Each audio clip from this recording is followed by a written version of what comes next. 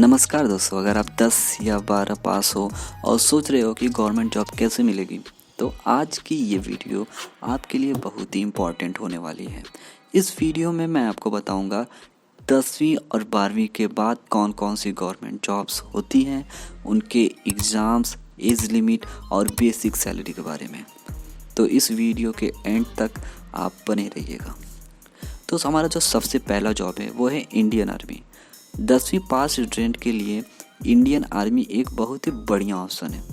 इसकी जो क्वालिफ़िकेशन होती है वो होती है 10वीं पास। इसका जो एज होता है वो होता है 17.5 से 21 साल के बीच में। सिलेक्शन आपका फिजिकल, मेडिकल और रिटेन इन तीनों एग्ज़ाम के बेसिस पर होता है। सैलरी इसकी 21,000 से ज़्यादा हो सकती है। अगर आप फिजिकली फिट हो तो आर्मी आपके लिए बेस्ट चॉइस हो सकती है। दूसरे नंबर पे आता है एसएससी एमटीएस। इसकी क्वालिफ़िकेशन 10th पास होती है।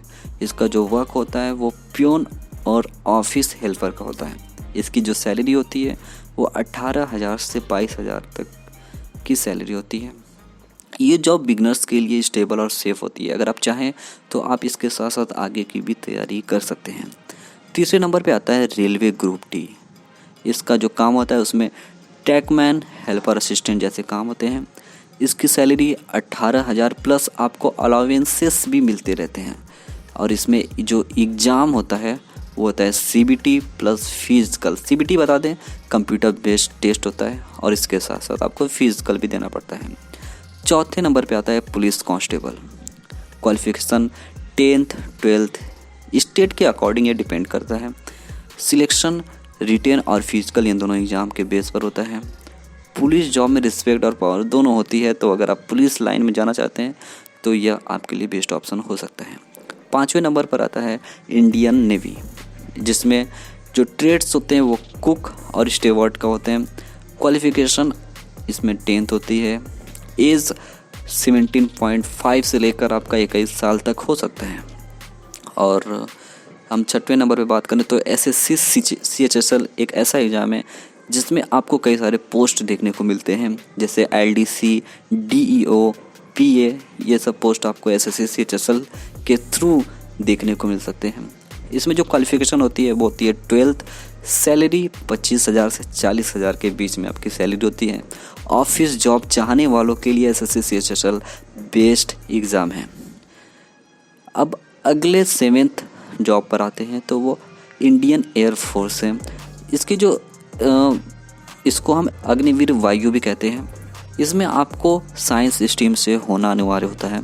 सिलेक्शन इसका ऑनलाइन प्लस फिजिकल दोनों के बेस पर होता है। और इसकी जो सैलरी होती है वो 30,000 अप्रॉक्स होती है। और जो 8वें नंबर पे है वो इंडियन नेवी। इसकी क्वालिफ़िकेशन 12th होनी चाहिए और वो पीसीएम होनी चाहिए, यानी कि फिजिक्स, केमिस्ट्री, मैथ ये तीनों से आपने 12th किया हो। और इसकी जो सैलरी होती है वो आपकी 25,000 से ज़्यादा होती है। 9वें नंबर पर आता है स्टेनोग्राफर या क्लर्क। एग्ज़ाम एसएससी और स्टेट लेवल पर एग्ज़ाम होते रहते हैं।